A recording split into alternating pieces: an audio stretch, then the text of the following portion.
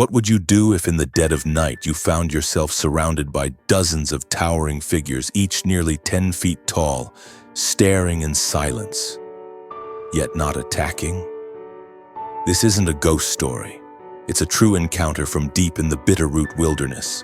Here's something most people don't know. Bigfoot doesn't always kill. They have their own language, sharp wood knocks echoing through the trees, strange gifts left in the dark, and territorial laws stricter than any humans. I've spoken directly to the people who've faced them. An ex-Marine and a family living on the forest's edge. Survivors who know exactly what it's like to stand within arm's reach of a Bigfoot clan. In this story, you'll learn the 3 exact warning signs Bigfoot gives before striking, how to make them withdraw within 24 hours, and the one method that can prevent an attack, even if they're already at your doorstep. Consider Claire Reed, 34, who stood face to face with Redback, a notoriously aggressive Bigfoot, its arm marked by a long scar, and survived with nothing but a twisted pine branch and a roll of bandages. That quick thinking saved her entire family. Ignore this, and the next time you set foot in Bitterroot's forests, you might not come back. This is your rare chance to learn how to negotiate with the apex predator of the wild. Dusk laid a bruise over the Bitterroot, and I slid my canoe into the clear water like I'd done 100 times when sleep wouldn't come. The current tugged gentle, cold as a hand on the wrist, and the pines held their breath the way people do in church when they don't know what to pray for. I was just looking for a gravel bar wide enough for a tent and a night quiet enough to turn down the noise in my head. Bracken Ridge was behind me, a thin line of light swallowed by timber. Out here the world felt honest, wet, sap-sticky, indifferent. I told myself that was enough. That was a mile upriver. The wind died and the river glassed over. Frogs shut up mid-croak. Crickets cut out like a switch had been thrown. No sunset bird call, no flap of wing, just a heavy nothing that made my ears ring. Then it came, a long, deep exhale from the dark bank off my starboard side. Not a deer, not a bear. Something with lungs big enough to move the air around me. The canoe shivered under my boots as ripples pushed off from shore and quivered the surface. I sat still, letting the paddle rest across my knees, every hair on my arm standing up. I could smell it, damp earth, riverweed, a sour musk that stuck in the back of the throat like wet dog left in a truck bed too long. I kept drifting until the gravel bar I wanted slid out of the mist, a pale tongue of riverstone and sand. I grounded the bow, pulled the canoe up past the wet line, and went through the motions you keep when you're alone. Tent, stake, small fire, coffee tin. Old habits from the core, nothing left loose, everything pointed home. The air got colder fast.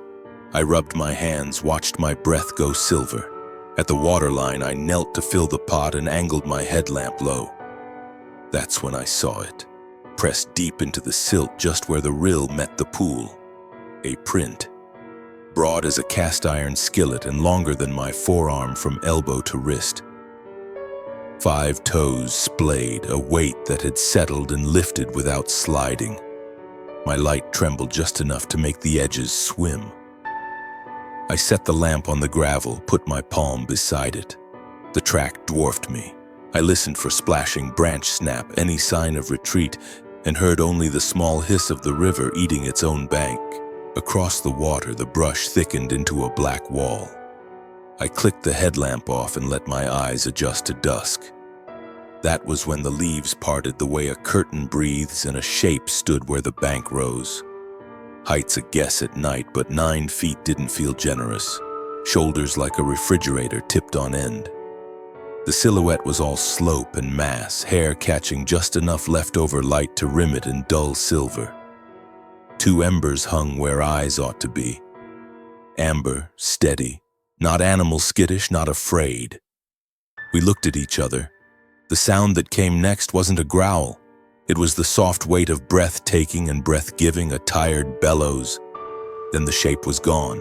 No footfall, no brush scrape, just absence, clean and surgical. I stood there longer than I care to admit, the pot forgotten, my knees aching from the gravel. When I moved again, everything felt loud. Zipper teeth, can lid, the pop of a single ember. I pulled up a small fire, nothing showy, just a palm-sized flame cupped by rock. The smell of pitch and smoke built a little roof over me. I ate from the pan without tasting it, counting seconds to keep my hands steady. After a while, I took the chain from under my shirt and held the ring that lived there, pitted gold warm from my skin. "Hey, Nora," I said, quiet because quiet felt like a rule. "I'm here." The river answered by saying nothing back. Some grief sit down beside you like an old friend and don't ask for a chair. Night socked in. The fog thickened, rolling off the water in sheets that clipped the firelight back to a ragged circle. Every tiny sound turned big, the tick of sap, the crackle when a knot surrendered. Then the world did that thing it sometimes does in these mountains. It shut off.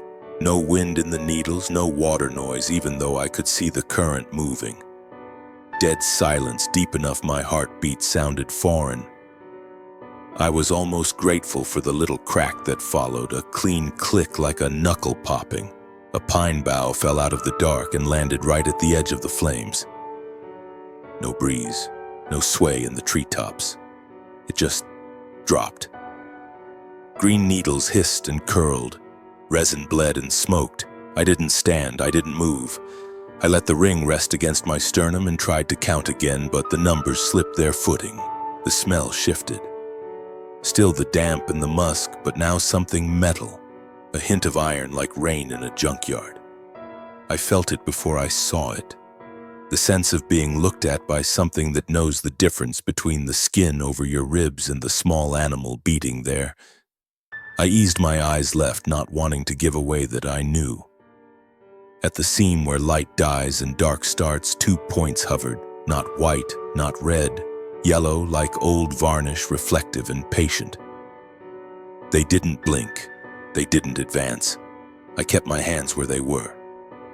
Somewhere inside the trees another weight moved, a slow shift of balance, and a thin line of fog folded on itself like a curtain pulled and let go. I don't know how long we stayed like that. Me smaller than my shadow, that gaze hanging on the edge of my fire.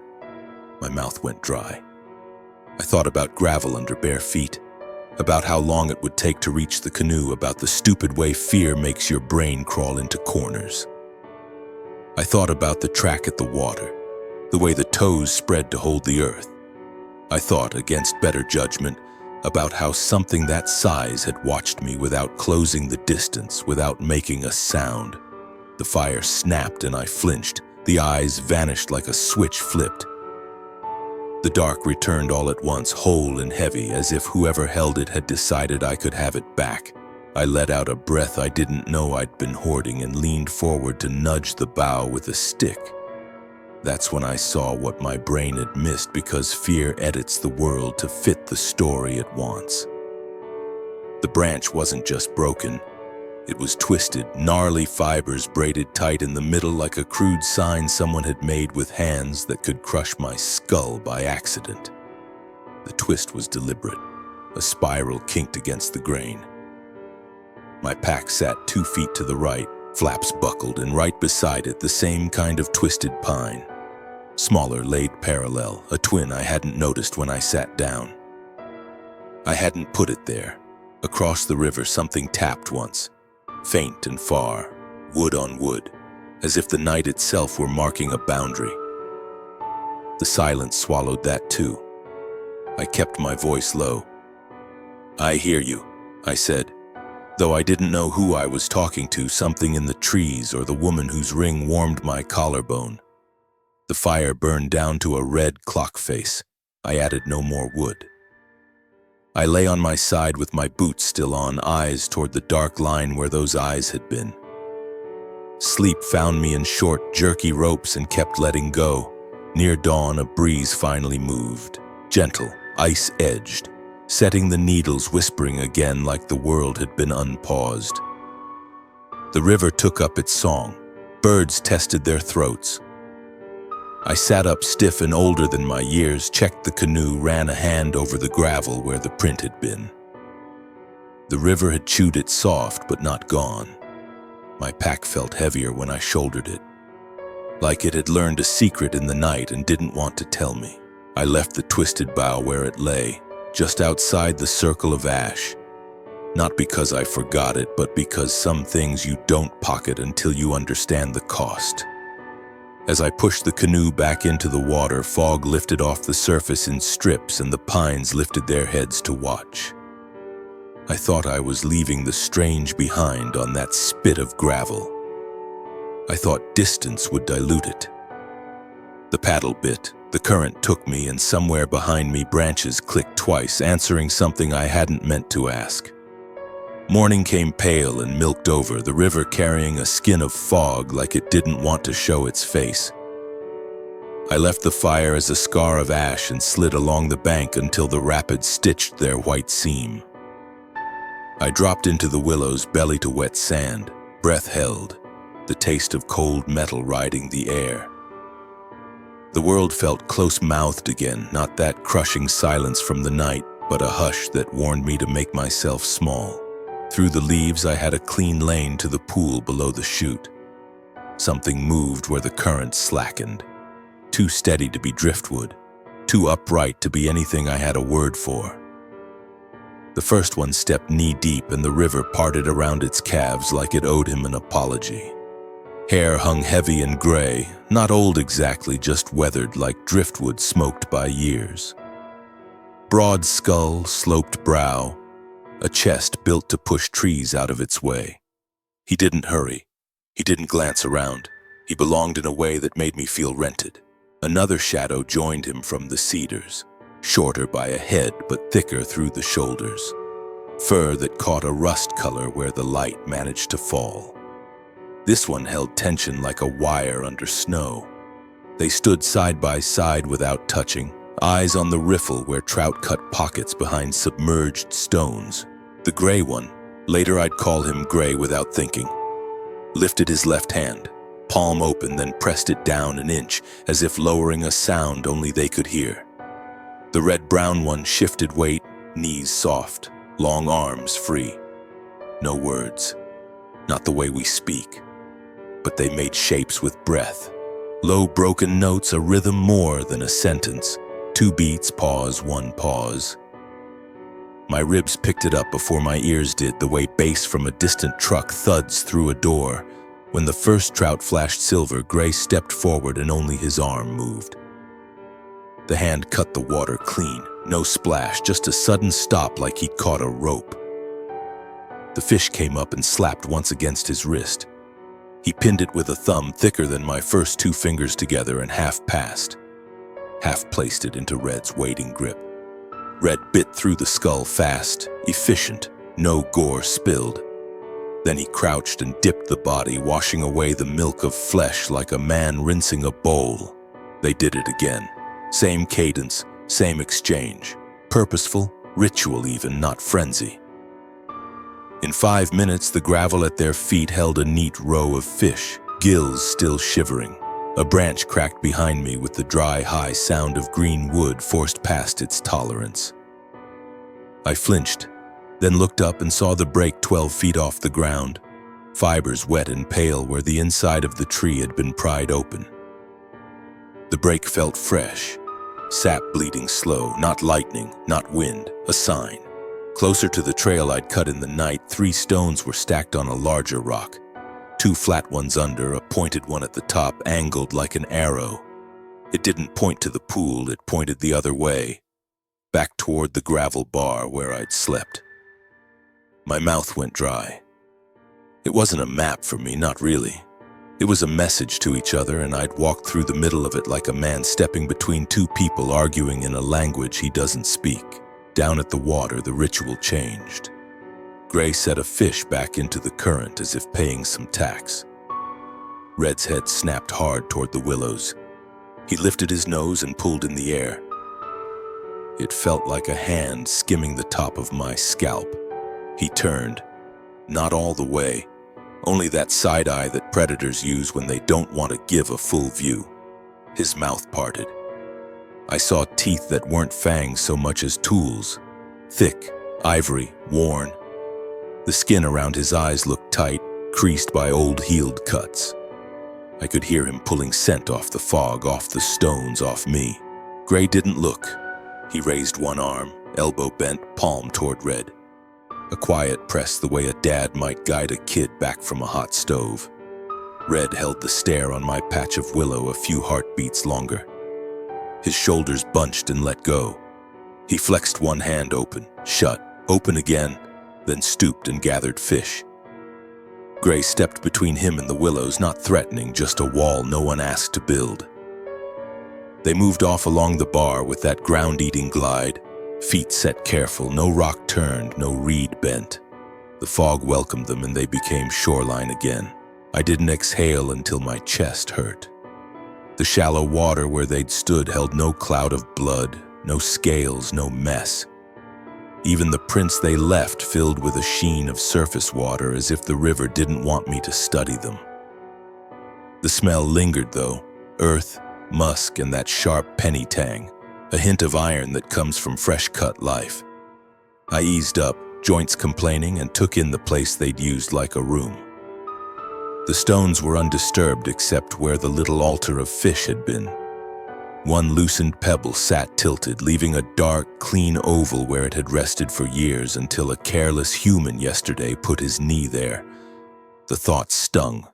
We were the loud ones. I should have headed straight back, but my brain kept chewing the same bone. If fear was a door I could hold open with a boot heel, what might get through? Could a sound mean I'm here? Could a gesture mean I'll keep my distance if you keep yours? I found a stick and tapped the trunk beside me. One dull knock, not hard. The noise felt wrong in my arms, as if I'd clapped in a church I didn't belong to. The trees listened and didn't answer. I felt foolish and also watched, which was worse. I left the willows in a crouch and took the game trail I knew, staying off the soft where I could. Every 50 steps or so, wood ticked somewhere off to my left. Not echo. Reply.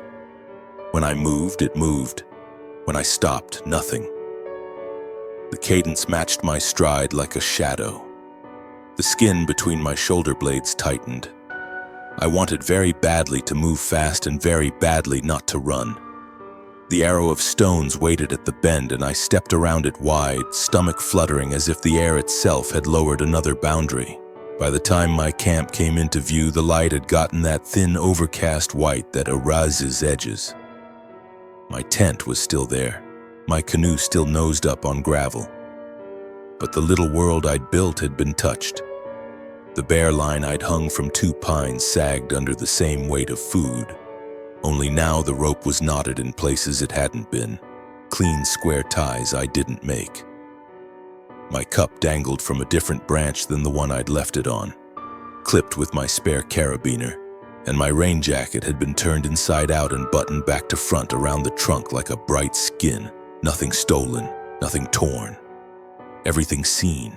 I stood under the line and felt small the way a kid does after his room's been tidied by a stranger, and all the good hiding places have been learned. I set the cup back where I wanted it, like that mattered. I checked the pack. The twisted pine I'd left at the fire ring lay now at the foot of my tent, parallel to the zipper, deliberate in the way a word is underlined. Behind me, from deeper timber, 2 quick knocks answered nothing I'd said. I swallowed, palms damp, shame warming my neck at the thought that the arrow had been for me all along and I'd ignored it. The river kept speaking in its patient voice. The pines listened in theirs. And I felt the story pulling tighter around me, a loop drawn by hands older and steadier than mine, waiting to see if I would step where they were steering me or choose the old human answer, push through and make a mess of what I didn't understand.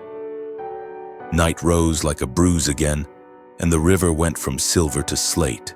I kept the fire low, a circle no bigger than a dinner plate, and sat with my back to the tent so I could see the tree line and the water at once. The twisted pine still lay at the zipper like a warning I couldn't read. I told myself I'd leave at first light. I told myself a lot of things that sounded brave and felt thin. The world thinned with it. Crickets faded. The river softened its voice until it was only a shape in the dark. The air cooled hard and clean, and with it came that weight, that pressure you don't hear so much as carry. It sat on my chest and made the bones under my ears ache. My headlamp hung from a branch above me, angled down like a porch light, and when I clicked it to high, the beam lifted a white cone through the fog. Eyes found it, 2, then 4, then more. Low and high, near and far, the way dew catches sunrise on a field. Gold amber, a few pale like old glass. They didn't bob like deer, they didn't skitter like raccoons. They held fast, steady as nails, then blinked in a ripple, not fear, more like a signal passed along a row. I swept left on instinct, and the beam cut through trunks and lichen and hit one pair dead on. The pupils blew wide. The gold flared and vanished as the head turned away, but the body didn't move. Another set answered from my right. My mouth filled with copper. The headlamp felt like a gun I couldn't choose where to point. Something hit the tree to my left hard enough to shake bark into my coffee. A rock, big as a bowling ball, tore a strip of lichen and lodged at eye level in a crook like it had been placed by a giant hand. Splinters whispered down. The throw had come from upslope, not from the river. It had come quiet, no grunt, no footfall. Just the slap and the jolt and my pulse trying to run out of my wrists. Then the air deepened, a tone under everything, low and queasy, the kind of bass that rattles the ribs at a concert, only this had no music, just pressure. The flame squatted on itself, the way wind flattens grass, though there was no wind. My guts rolled. A headache bloomed at the base of my skull, slow and hot, and my balance went soft like the ground had turned to boat deck. I swallowed and tasted iron. The eye shine to my right grew larger, not closer by a step, just bigger as something lifted behind the brush and unfolded. It stepped into the edge of the light. Hair caught the glow in red-brown threads. The face didn't fit any animal I knew. Broad cheekbones, heavy jaw that hinged wider than a man's should, teeth short and thick, ivory worn smooth. The skin around the eyes bunched into tight pleats, crossed with a pale seam of old scar that pulled one lid slightly taut. One arm hung longer than felt fair, the forearm corded, the wrist thick, the hand big enough to cover my head. It did not roar. It breathed and the breath had a weight. It lifted that long arm and pointed, not at me but past me, toward the black wall of timber, as if to say, "The way home is that way," as if to say, "This is not yours." A warning. Maybe a question, you understand. I wanted to. I wanted to nod and back away and not make new mistakes on top of old ones. But fear is a thief, and it took my judgment before it took my breath. The headlamp made a halo around my hands. My fingers went slick on the stock. The weight in the air pressed harder. Somewhere in the trees, wood ticked once, then twice, like knuckles on a door. The red-brown one, red is what my brain called him without permission, tilted his head, and I felt that look crawl over me, cataloging my shape, the smell of my sweat, the way my heart hammered against ribs that weren't built for this kind of night. I brought the rifle up and the world narrowed to the front sight and the dark plate of that chest. "Don't," I heard myself say, but I wasn't talking to him. My finger found the trigger because fingers find what they know when the mind fails. The shot broke the night like glass. Muzzle flash punched the fog into a white wall. The sound hit the timber and came back wrong, torn into low pieces by that pressure in the air. Red recoiled, shoulder turning, and his arm snapped in tight. He didn't go down. He didn't scream. The bullet had raked the outside of his forearm, a streak of dark slicking the hair where old scar crossed new hurt. His mouth opened, and the sound he let go wasn't loud. It was layered. Breath, rumble, something that wasn't for me. It was a word in a language I had no right to hear. The woods answered. From 3 sides, maybe more, voices rose in the register that sits under hearing. The trees thrummed. The ground hummed the teeth in my jaw. My tent lines jittered and snapped one by one like they'd been cut, fabric puckering, the whole thing slumping in on itself as if hands were pulling the guy ropes from the dark. The headlamp flickered and steadied.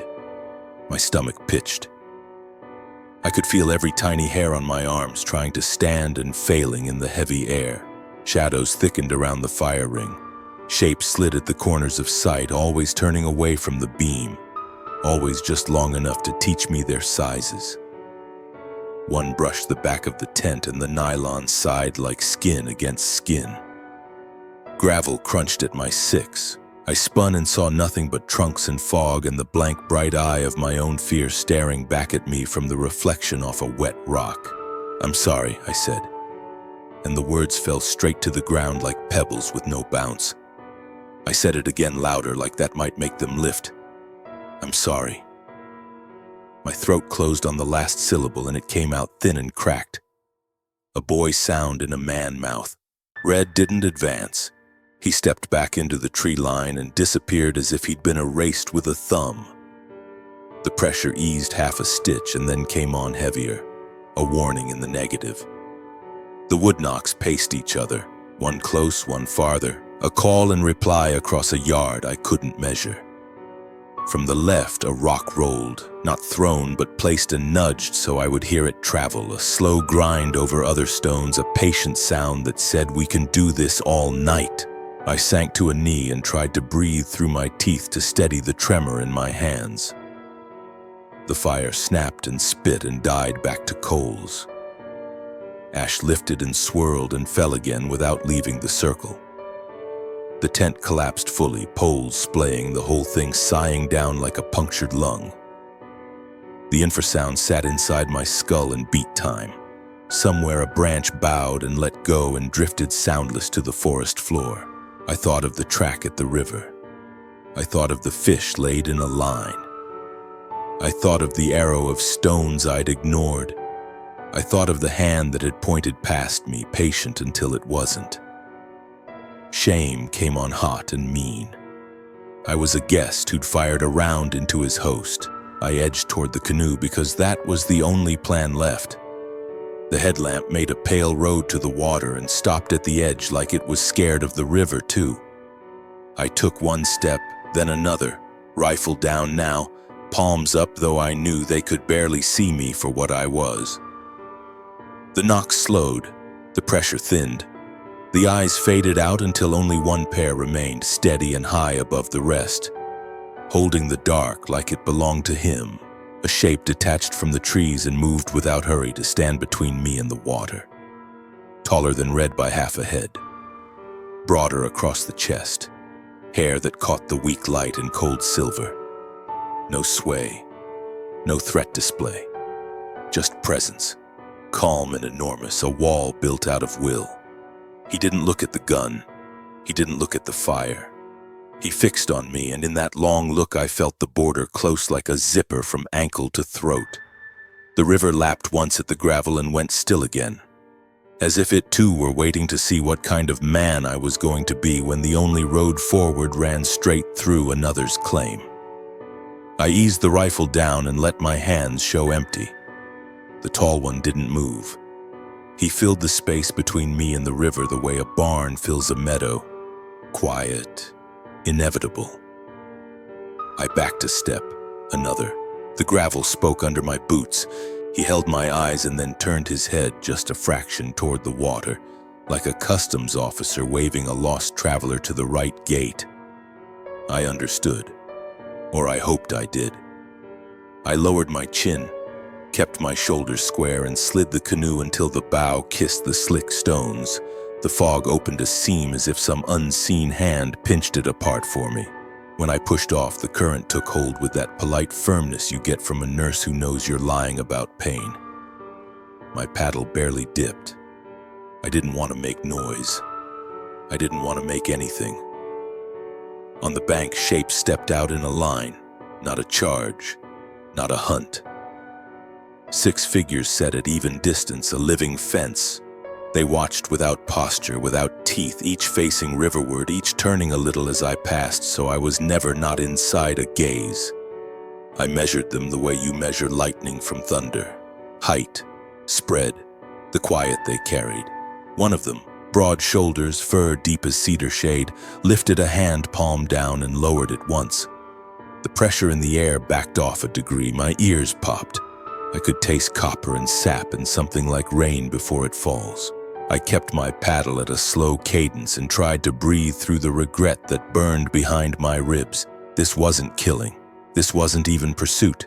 It was order, old as rivers, and I'd smashed a bullet through the middle of it because I'd mistaken a boundary for a threat. The rocks along the bank showed me back my headlamp in smears, a broken chain of light. Between 2 spruce, a pale twist of branch hung like a sign I finally understood. Out, not far, not deeper. Out, the river slid me along the line of them. No one stepped closer. No one raised voice or rock. When the last of the 6 fell behind, the fog knit shut and the trees let out a whisper, needled breath resuming after a held note. Crickets tested their legs.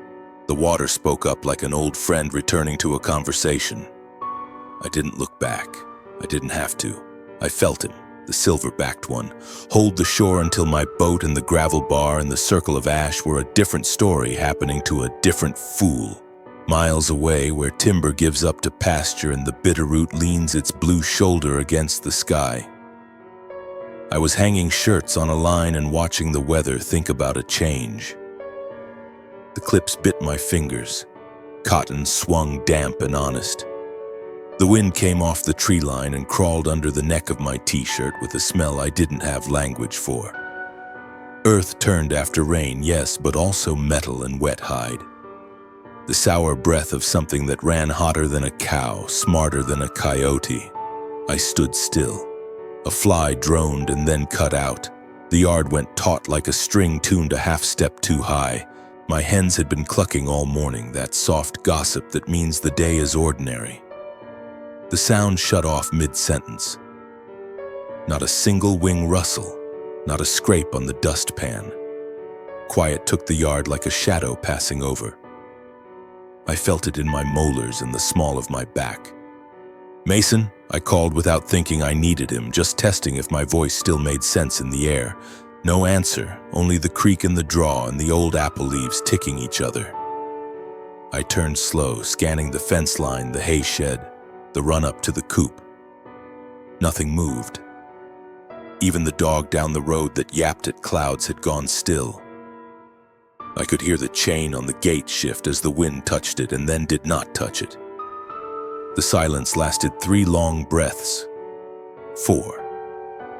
The breeze changed and the smell went with it like a shirt pulled over a head. The yard exhaled. A brave hen muttered from inside the coop and the world came back in ragged pieces. Hinge squeak, a distant truck down on the county road. I told myself it was a fox cruising the rim. Maybe a hawk riding thermals. Maybe nothing. I made myself finish the line. Socks, Mason's work jeans, a towel with a bleach stain, pretending my fingers weren't colder than the wind allowed. When I went for the feed scoop, I glanced at the coop latch out of habit. Solid. 2x4s weather gray, chicken wire tight. I flicked the padlock with my nail and heard the dull little clack that means everything is where we left it. Ordinary as a lullaby, you hum to keep a different song from starting. Mason rolled in at dusk with dust on his cuffs and the kind of quiet that means long hours and short patience. I didn't tell him about the smell because I didn't know how to tell it without sounding like a kid spooking her own shadow. We ate standing up, both of us, over the sink the way you do after a day that asks more than it should. The night pushed in easy, the sky turning that Montana bruise, and I clicked the porch light because habit has its own mercy. Out past the fence, the dark stacked itself in layers. I felt watched the way you feel weather roll off the mountains, pressure in the lungs, a pause behind the breastbone. I latched the back door, then unlatched it because this is a town where people drop by. Then latched it again because this is also a place where coyotes know the timing of your steps. Sleep came late and skittish. I woke in the blue before sun with the kind of certainty that doesn't feel like a thought. I pulled on boots and Mason's jacket and crossed the yard crisp with dew. The coupe stood in a square of old light like a photograph stuck to the world. The hasp bent away from its screws in a curve that hadn't been there last night. Not cut, not pried with a tool I could picture, but warped as if a hand had closed on it and pulled until metal remembered it was soft. The door hung shut, but off true. I put my palm on the wood and it leaned back at me like a breath. I stepped in and the smell hit first. Straw, dust, the faint ghost of feathers, but no ammonia, no heat of bodies, no cluck, no shuffle. The roost was clean as if scrubbed. The floor held prints of my own boots and nothing else. Not a single feather on the boards, not a streak on the wire. The feeder sat full. The water pan unspilled. 20 birds had been here and then they hadn't. Taken without panic, lifted without mess, erased like chalk from a slate by a teacher who doesn't like the lesson. I stood there with my hand on the empty roost and felt the shape of the night that had passed me by. The way the air still remembered weight. Outside, the breeze turned from the timber again and brought with it that same sharp edge, that same unnameable musk, and I knew ordinary had ended while I slept and something else, older, tidier, sure of its own rules, had stepped over our fence and laid a quiet claim. By mid-morning, the porch had that wet cedar smell the boards get after a cold night. I opened the door and froze because something small and exact waited at my feet. A pine twig, fresh green, still sticky with pitch, had been twisted in its middle until the fibers squealed and knotted, then pressed into the gap between two planks as if the house itself were a bulletin board. Beside it, centered like a paperweight, lay a sparrow. Not torn, not pecked. Neck laid over one wing, feet tucked, eyes half-lidded as if sleep had just stepped out of the room. The quiet that came with it wasn't grief. It was grammar. I knew the difference. I called for Mason. He came out with coffee and the line in his jaw that shows up when he thinks I'm winding myself up. He studied the bird, the twist, then looked toward the tree line like the answer might be hanging from a limb. Cat, he said, as if the valley's tabbies had learned carpentry. Or a raccoon. They'll leave odd stuff. His cup steamed. My breath didn't. I'm calling Doyle, I said, already reaching for the phone. He put a hand over mine, not rough, just sure. Claire, you want every neighbor rolling past to gawk? This is nothing. And if it is something, it's animals, and we deal with it like animals, fences, traps. The words sanded a raw place I didn't know I had. We stood like that a beat too long, his palm warm on my knuckles, the little bird making the porch feel like a church. I took the tape from the junk drawer and stepped into the yard because arguing wouldn't help and measuring might. The first print hit me in the knees. 19 inches heel to toe, 5 clean pads, toes spread like a hand learning to be a foot. The stride to the next was a long 4 feet, nearly 5 on the turn toward the windbreak. The grass lay pushed, not broken. Pressure, not panic. The path ran neat as a boot camp drill from the porch to the edge of our big leaf maples and vanished where the shade thickened. I squatted and put my palm inside one print the way you test a skillet's heat with a fingertip. Cold, but not old. We spent the afternoon pretending to work and really just orbiting the house. Mason strung fresh line along the fence and checked the motion lights over the driveway and the shop door. Every sensor blinked green like a heartbeat. He wiped his hands on his jeans and said, "We'll see them if they come." I didn't ask who he meant by they. I was learning there were pronouns I didn't want to put a face on yet. Late, neighbor Bob rolled his pickup to the gate, dust haloed in the low sun. He didn't cut the engine. His healer stood up in the bed and pointed its whole body across our pasture toward the timber, ears slicked flat, a single low growl like a motor stuck in idle. "My cows won't graze the north strip," Bob called through the open window. "Been a week, maybe 10 days. They'll walk around it like the ground's hot. That's your fence line they're staring at when they refuse, and nights." He rubbed his thumb under his eye, embarrassed by the words already.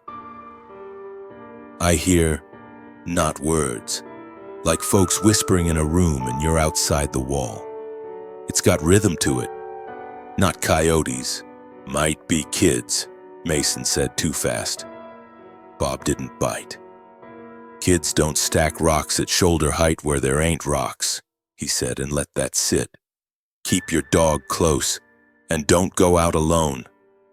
The healer rumbled a second time, low and personal, directed not at the trees but at our porch, like he smelled the same grammar I'd woken to. We walked the place at dusk, the way you do after a bad story gets told. The yard felt crowded, though nothing moved. The motion lights blinked on and off with no one under them. A polite stutter, as if something kept testing the edge of their little white worlds and then stepping back into ours. The camera Mason set over the shop door clicked and never showed a body, only empty frames of lit gravel and a moth the size of a thumb. The noise set my teeth on edge. Every time a relay snapped, the dog 3 properties over barked toward us, not away. I slept in pieces and woke to rain, hard and vertical. The kind that makes everything smell like iron and resin. The barn sucked the light out of the morning and gave back dust and rope and the sweet dry of hay. We stepped inside and stopped because the center of the aisle looked like a giant had set a table. 3 bales, 50 pounds each, sat stacked in a sloppy pyramid, twine still tight, chaff sprinkled like confetti around them. We had left them against the wall. We always leave them against the wall. No dog could nose them like that. No raccoon could shoulder them. Mason's mouth thinned. "Wind," he said, but even his voice didn't believe it. Above the stack, the main door wore new scars. Long arcing scratches at 7 feet up, too high for a bull, too clean for old hardware. The marks ran parallel, 5 lanes, the middle one deep enough to catch my fingertip and hold it. I stood on an upside-down bucket and couldn't reach the highest. When I climbed down, my legs felt as if I'd stayed up there too long, blood gone cold with air. Something had stood where I stood and left a sentence the wood would read forever. "Enough," Mason said, and the word wasn't a shout. It was a choice. He dragged the big yellow tote from the shop and popped the latches like a medic opening a kit in a field. Snares, foot traps, wire, stakes, heavy gloves, cartridges lined up in their little paper beds. He moved with purpose and a quiet that had no room for me in it. I tried to lay a hand on his arm and he slipped out from under. "They took the hens," he said. "They come in the barn. Next it's the pantry, then it's the bedroom, not on my watch." He said they again like he was drawing a line with the word. I stepped back into the rain and looked at the fence line until my eyes went soft and the trees became a single wet wall. I wanted a name that wasn't us or them. I wanted something I could talk to without raising my hands. The sparrow on the porch had been care in its wrong way. The twisted pine had been thought. Whatever was crossing our grass could choose mess and wasn't choosing it. That felt like a hand-offered palm out. It also felt like the kind of pride that gets people hurt when they think they're special enough to be spared. We didn't talk at dinner.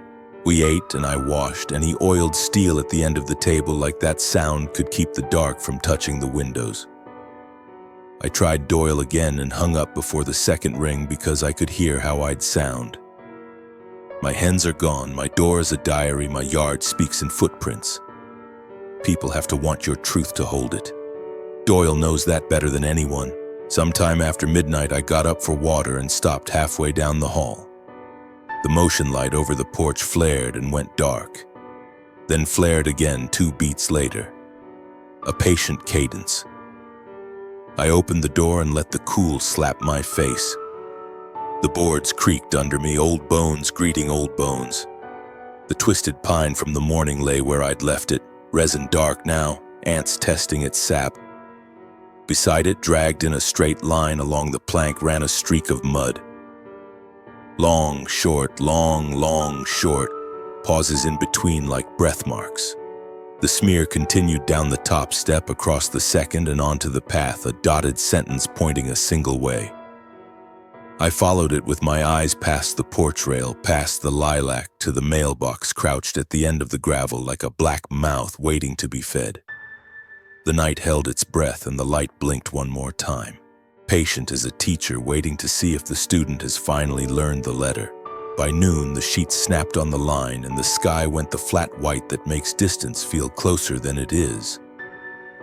I was pinning a pillowcase when the feeling hit. The clean, cold line right between my shoulder blades, like a sight laid there. I didn't turn fast. I let my eyes drift to the edge of the pasture where the grass runs up to the fence and the trees begin. The fence posts stood chest high on me. The shape I saw rose twice that, not moving, not swaying. Just there, dark against darker, shoulders like a bridge truss, arms hanging too long, fingers hidden in the grass. I kept my hands busy so the rest of me wouldn't shake. 1 clip, 2. I pretended I was squinting at weather while I counted to 5. Then I reached for the binoculars we keep by the kitchen window and lifted them slow. Focus tightened until all that was left was hair matted by old rain, skin that wasn't fur around the eyes and along the nose bridge, a chest built wrong for anything I've known in fields or woods. It stood like a statue someone had set there to see if we'd notice. No breath cloud I could catch, no twitch. My heart counted beats so hard the lenses ticked against my cheek. Mason came to the back steps when he heard the door. He saw my face, then the direction of it, and he didn't ask a thing. He started across the yard with that square, heavy walk he uses on bulls and drunks. Tight jaw, hands down, eyes level. The thing watched him the way a cat watches a moth through glass. No interest, no fear. It held until he was 5 paces past the last apple tree. Then it wasn't there. It didn't bolt. It didn't crouch. It slipped out of the lane of sight and the grass didn't fold. Mason stopped at the fence and scanned the line, a slow sweep left to right like he was tracking a buck through brush. He came back mad at himself for the way his boots sounded loud and human. The afternoon dragged its feet and fell into a blue-edged evening. The sensors began their little theater. One by the barn door flashed white, then the corner lamp over the shop. Then the far pole by the gate, each blink separate like steps on a staircase, each going dark just as the next woke. I stood in the kitchen and watched our own house test itself. Mason set his rifle on the table and worked oil into the bolt until the smell turned my stomach. When the chain of lights finished its run, the roof found a voice. Soft thuds paced from one end to the other, the weight balanced careful, like someone remembering where the nails quiet the boards. I told myself it could be rain starting, but there was no rain. Just that tread. Then a pause. Then a long, thin squeal from the crawlspace hatch above the hall. Hinge dry, wood sticking, 1 inch open, then set back. My body knew it before my brain would say it. Whatever lived behind the tree line had learned our house. I slept in clothes. I woke in the gray that comes before dawn actually comes, when the sky is a lie. Habit sent me to the coop with a scoop I didn't need anymore. I stood there with feet in my palm and the absence of hens yawning around my feet. The yard held still, the grass jeweled up with dew, then the air leaned. 30 yards out between us and the fence stood a figure cut from the morning. Taller than any man, wider than any door in this house, face in shadow, hair lifting a little with the breath that made the fog tremble. It didn't square its shoulders. It didn't show teeth. It made a sound low in the chest, a single rounded note that wasn't anger. It felt like a name spoken to the ground so the ground would remember. My throat tightened, but I didn't scream. I did the only thing that felt true. I lowered my eyes, not so much that I lost sight of the form, but enough to say I wasn't a rival. My hand opened. The corn slid like rain, tiny staccato on dry earth. It looked at my hand. It looked at my face. The sound came again, softer. The tail end like a question asked to a baby or a dog or a river. I thought of Ruby Harkness down the road, whose boy wandered into timber one July and didn't make it back. People said a lot. Some said he'd gone. Some said the mountains keep their own. The sheriff said nothing useful and brought casseroles. The rumor of it lived like a draft under every door. I kept my feet where they were and made myself breathe. I let my arms hang. I let my jaw unclench so I wouldn't look like an animal ready to bolt. The eyes, brown, wet like a deer's but set forward, too human for my comfort, held mine a beat, then slid past me to the porch, to the kitchen window above the sink where I stand most mornings watching coffee drip. It tipped its head and gave that same low utterance, raised by a half tone at the end. I thought of the little gifts, the way the coop had been left perfect, the way the bales had been set like a joke only we didn't get. This didn't feel like a thief. It felt like a neighbor making a point in a language older than fences. Heat burned up my neck anyway, because none of that made the empty roosts less empty. Love and fear don't take turns. They stack. Movement at the bedroom curtain broke the spell. Mason, tall in the frame, rifle in his hands, eyes narrow and red from a night spent counting the wrong things. I watched the figure watch him. I shook my head once, small, not to tell him no, but to beg him to leave this inch unbroken. He didn't step onto the porch, he didn't aim, he just stood there breathing. The figure breathed too. Then it turned, not fast, not slow, just resolved, and slid across the grass the way heat moves. It reached the fence without touching it. It stepped into the band of shade where the field ends. The timber took it back like water takes a stone. All day the silence had an edge. The sensors slept like they were saving their strength. The healer at Bob's yard howled twice and then put its nose under its tail. I tried to fill the hours with useful hands, laundry, lists, a pot roast I didn't want to eat, and found myself at the window every few minutes anyway. Dusk laid that bruise color over the ridge. We checked locks we'd already checked. We left the porch light on, though it only ever shows you the first 4 feet of darkness.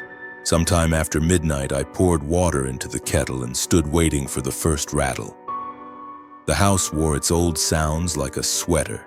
Refrigerator hum, the heater's throat clearing. I looked up without knowing why.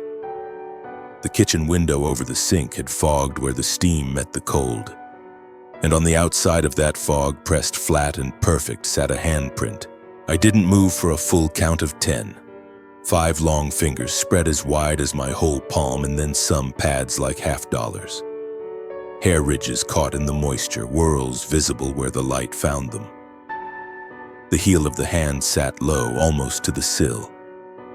Across that broad pad ran a pale line, a raised seam of scar tissue that cut from the base of the index toward the wrist at a diagonal. Not fresh, healed. A memory carried in skin and left on my glass like a signature. My breath took the shape of it as the fog bled down the pane. Behind the print, the yard waited, empty but not.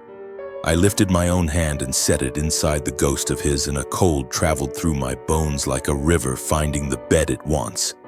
And I understood we were past the stage of signs and into something that would ask us to choose what kind of people we were. Not when watched by others, but here, with only the glass between. The storm came on a straight line. Sky green at the edges, clouds stacked low and mean, wind flattening the pasture in ripples. I was closing the living room windows when something hit the glass hard enough to lift the hair on my arms. Not a rock. A flat palm of force, The pane didn't shatter, it bloomed a spiderweb from the center, lines racing to the frame like frost in time-lapse. I could feel the crack with my fingertip, the tiny teeth of it. The house seemed to lean away from the ridge. Thunder walked down the valley a beat later. Mason was already on the porch with the rifle, jaw set, eyes narrow, a man tired of being watched in his own yard. He fired once into the air. The sound tore the storm open, the echo didn't echo. It crawled along the ground and came back as a response so low it lived in bone, not ear. A long, rolling bellow from the timber. Then another. The cattle in Bob's north strip started bawling and the whole fence line turned to chaos. Hooves drumming, boards knocking. Our old heifer tried to climb a gate and went down on her knees, eyes showing white. Rex let out a scream I've never heard from a dog. A high, tearing cry that snapped off like someone had closed a fist around his throat. He staggered in the doorway, legs gone rubber, and then he just folded. Splayed on the rug, sides heaving, eyes glassed and wild. I dropped to him, hands on his ribs, and felt the vibration before I named it. Not sound, pressure. The kind of bass you feel under your skin when a big truck idles by. Only there was no big truck and the house itself seemed to hum with it. My teeth buzzed, my stomach turned over like I'd stepped off a cliff. Rex whimpered, dragged himself under the bed, tail stuck to his belly. I couldn't coax him out. We heard the attic next. Not the old familiar mouse scurry, not the dry run of squirrels. A broad sweep through dust, purposeful, as if someone were walking barefoot and careful from one end to the other. Mason snapped the pull cord and I climbed the ladder with a flashlight because sometimes you do the stupid thing to prove you still own your name. The beam cut through insulation fuzz and rafters and showed a path brushed clean as a hallway. Dust swiped aside in two long lanes with a strip down the middle where something heavy had been dragged and lifted, dragged and lifted. At the far gable, under a wasp-hushed vent, lay a ring of pine cone shells, neat as a wreath. The flashlight jittered. It wasn't decoration. It felt like a badge, a seal, and hanging from a crossbeam on a nail we never use was Mason's canvas tote he'd sworn he lost last winter. Inside, clamps, a coil of cord, a shirt he'd thought gone. On top of that, centered like a ribbon, a small twisted sprig of green. I climbed down, half stepping, half sliding, pulse in my throat, and there he was. Ty Harper on our porch, hair plastered wet, grin too bright, camera case thumping against his hip. "Heard you folks were having the good kind of trouble," he said, not mean exactly, just hungry. He knew my name. He knew Mason's. He knew Doyle had been keeping a lid on things for years. He held up a compact thermal rig like a man raising a crucifix in a vampire movie. Mason, raw and angry, let him in. I wanted to shut the door on all of it. Ty worked fast, setting sensors at the corners, talking as if words could keep whatever waited outside from hearing what our fear sounded like. Raindrops fattened on the porch rail. The cameras chirped awake. On the monitor, the yard went to shades of ash and white heat. At first it was empty. Then a shape swelled on the far edge, a slow-breathing cloud that had shoulders. It read warmer than the tree line, colder than the truck hood. It didn't cross. It widened, shifted, divided. A second form ghosted in behind the shop. Ty's mouth went dry and he licked his teeth. "That's big," he whispered, reverent. "That's story." He wanted distance marks, he said. He wanted scale. He wanted Mason on the porch for a size reference. Human against horizon. 2 minutes, he promised. "I'll be right with you." The sky answered with a flash that showed us all our bones. The kettle of clouds above split, white vein of lightning knifing to ground somewhere up the draw. In that hard strobe, I saw a face at the kitchen door glass, inches from my own, printing itself on my vision after the light died. Not red. the hair at the temples went pale as river rock. The brow silvered. The eyes weren't hungry, they weren't soft. They were steady, a weight set on a table so nothing blows away. He was looking in like he had a right to check on us. My breath caught and left without me. I raised a hand without meaning to, palm open, fingers slow, and he drew his head back into shadow so calm it read as courtesy. Ty hissed in a breath. "Got him," he said, already scrambling with a flare from his vest pocket. "Let's light the stage." "Don't," I said. He didn't hear it, or he did, and the word didn't fit into the slot where his idea had settled. He yanked the door, stepped onto the mat, and hurled the flare out past the rail. It arced like a comet and bounced once in the wet. The yard went blood orange, shadows carving into black wells. The sensors squealed. The infrasound came up like a tide and hit me behind the knees. The dark to the right of the steps ripped open. Something low and fast came out of that corner.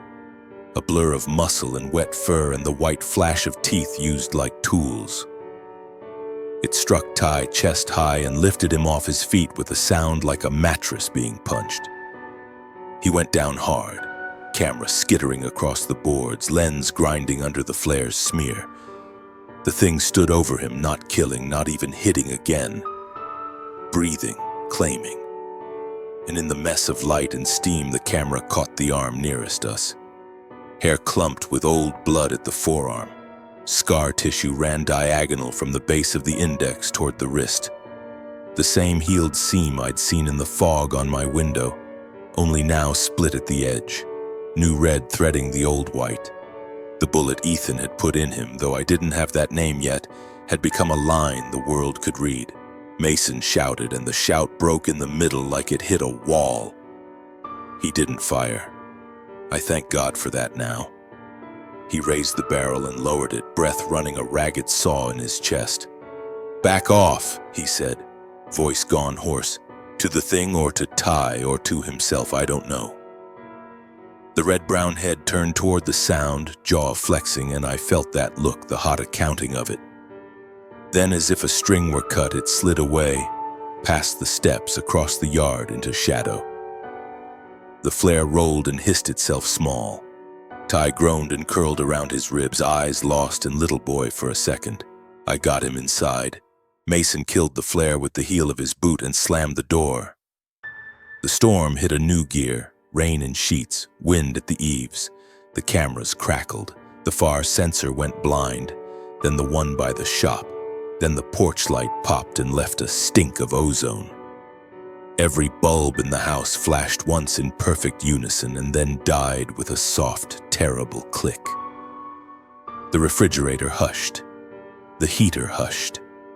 The world drew tight and silent like it had been buttoned from the outside. We stood in the dark with our own breathing and Rex's thin whine under the bed. From the yard, not one voice but many rose that low, layered talking I'd heard from a distance and now felt as a braid of tones pulling at the floorboards. Not anger, not comfort. Something between a counsel, a reckoning. It came from three directions overlapping and answered by a fourth that sat like a weight near the back steps. I felt more than saw Mason's hand reach for mine in the dark. Ty held his breath like a diver preparing to go under. Lightning stitched the clouds and didn't touch ground. In the pitch between flashes, the house listened with us, every nail and joist aware, and I knew we were on a threshold you don't step back from once your foot finds it, and that what we chose next would either thin this night or make it thicker, and that either way we wouldn't be invisible to them anymore. By morning, the storm had rinsed the world clean and left the yard raw. When I opened the door, the smell hit first, iron, sap, wet hide. A buck's head sat square on the mat, eyes filmed, tongue bitten purple, the cut clean like a butcher's saw. Wedged into one antler, neat as jewelry, a twisted pine sprig, green still bleeding resin. The porch boards went quiet under my feet like even the house knew to lower its voice. Mason stood behind me and didn't curse. He just breathed in, slow, and set his hand on the frame to steady something inside him. Ty on the couch held his ribs and tried not to look. but he looked. The day had edges now. We stepped around the head like you step around a grave. Doyle rolled in before noon, dust on his bumper, wedding ring scuffed thin. He took off his hat and kept it in his hands like a man in a foyer with bad news. He studied the head, the sprig, the doorway, me. "Folks don't sell quick out here," he said, voice tired all the way through. "And nobody comes fast when you need 'em." He didn't make it a threat. He made it a weather report, then softer. 10 years ago, my boy walked into timber off Jackknife Ridge. We found his jacket snagged on a deadfall. A day later, there was a branch like that one on my porch, twisted, laid on my side of the threshold. He swallowed hard enough I heard it. Sometimes leaving well enough alone is the best a man can do. Sometimes leaving is better. I wanted to ask what he did. I wanted to ask what he wished he'd done. He set his palm on the doorframe, left the shape of his hand in the wet, and drove away without telling me to be safe because safe had left the county. So I did the one thing that felt like it might lower the temperature of the air. I gathered what they'd borrowed and what they hadn't asked for and what might speak plain. The clamps and cord from Mason's tote, the shirt from the attic nail, a coil of twine. I added jerky, salt, a roll of clean gauze, a little tin of salve, a bottle of iodine, a gallon of water. I packed it in a feed sack and walked alone into the trees. The place chose itself. A waist-high slab of granite with a stack of flat stones on top. The shape like a table nobody eats at but everybody respects. I set each thing in order, palms open, not lingering on any object like it belonged to me. I didn't look around. I didn't try to find eyes. I bowed my head because my mother taught me to say thank you without words. Then I stepped back 3 paces and let the forest decide if I'd done it right. The pines answered with breath first. Then a presence. 50 yards off, half swallowed by ferns, stood the silver-backed one, not hiding, not advancing. Weight forward, hands low. To his left, deeper shadow held a second body, the red-brown depth of bark and rain. I saw the forearm through a seam of light, hair clumped where old wound met new skin. He kept to the side like a man who doesn't want to show you how much he still hurts. Wood ticked once, clean, then again, then a third time, each spaced like heartbeats. Not a threat, not a celebration, a mark in the air. We saw, we understood. We'll set the line. I kept my eyes soft and my fingers still. After a minute that ran long, a smaller form broke the fern tips, a juvenile maybe, then vanished, led away by a ghost hand I couldn't see. I didn't know this yet, not until later, not until the stories braided, but that same morning 2 towns over a package hit a post office counter with no return address. Inside, a scrap of canvas, brown-black with old blood and river mud, and a charcoal sketch of a twisted branch. The lines careful, the hand that drew them a little unsteady the way age writes. Ethan Ward opened it on a cheap table, put his thumb to the stain, and felt a door in him unlatch. He wrapped bandages, slid a photo of his wife into his breast pocket, and left his gun in a drawer on purpose. Some debts aren't paid in lead. By late afternoon, the house felt hollowed out by waiting. Ty sat up slowly and said he was sorry without making it a headline. Mason's temper simmered itself down to something colder. He went to the shop, came back with traps and rebar and a plan he wouldn't say out loud. He set stakes on the porch as if laying flatware. "We end it," he said, "tonight." He meant red. He meant fear. He meant not sleeping in his own skin anymore. "No," I said, and the word didn't come loud. It came from the same place prayers do when they're short and honest. They protect their line. We protect ours.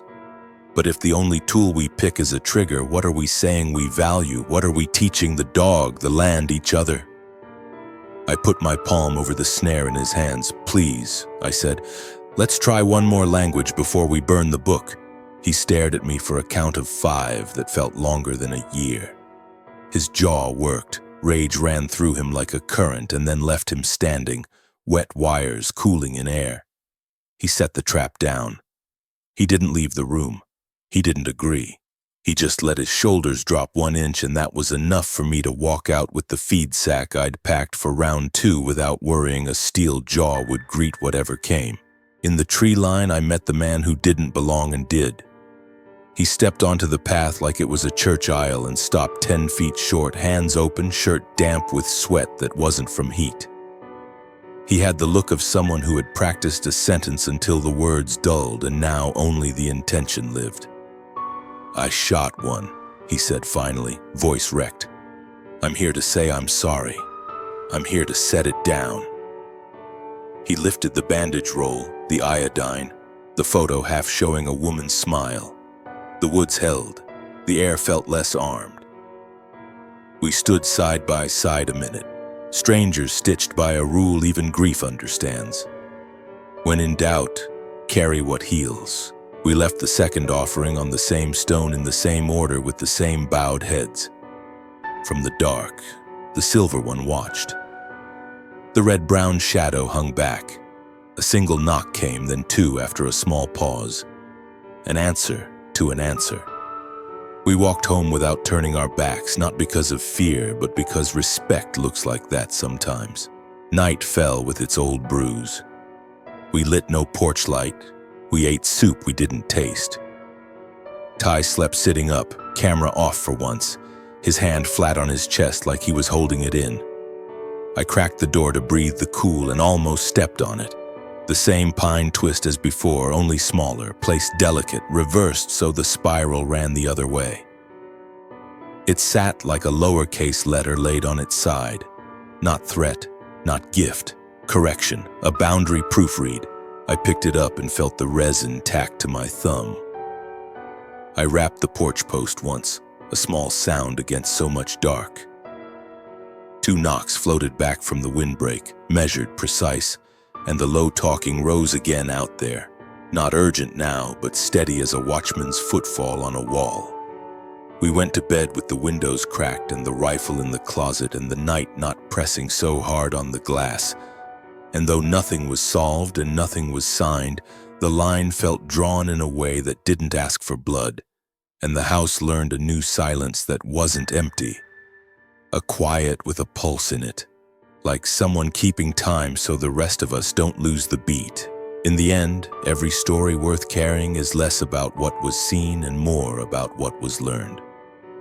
There's a rhythm to the world that doesn't bend for us no matter how much we push, fear, or demand. Boundaries exist, some drawn in soil, some in silence, some in the unspoken contract between living things. Crossing them carelessly brings noise, and noise has a way of echoing further than we mean.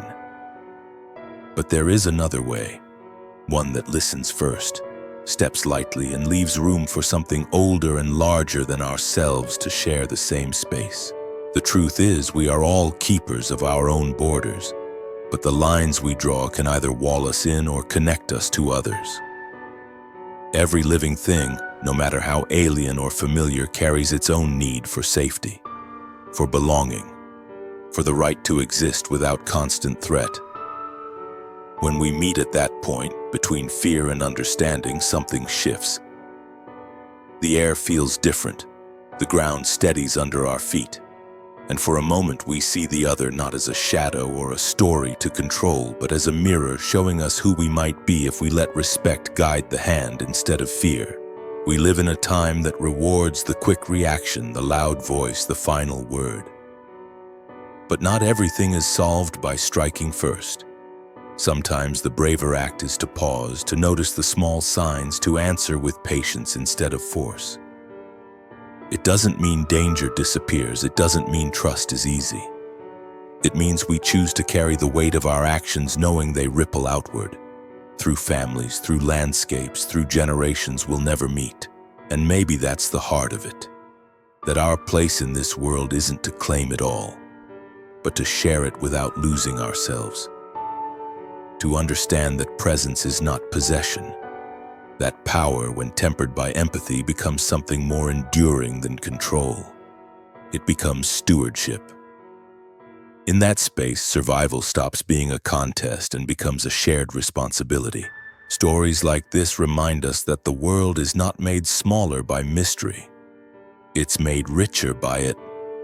What matters is not proving every unknown, but learning to live alongside what we may never fully explain. Because the measure of who we are is not in how we face the things we know, but in how we treat the things we don't. If this story stayed with you, if it made you think or feel or see the world a little differently, I'd love to hear your thoughts. Share them in the comments. Keep the conversation alive. And if you haven't already, subscribe so you can join us the next time we step quietly into the places where wonder still waits. The world is full of them, if we choose to look.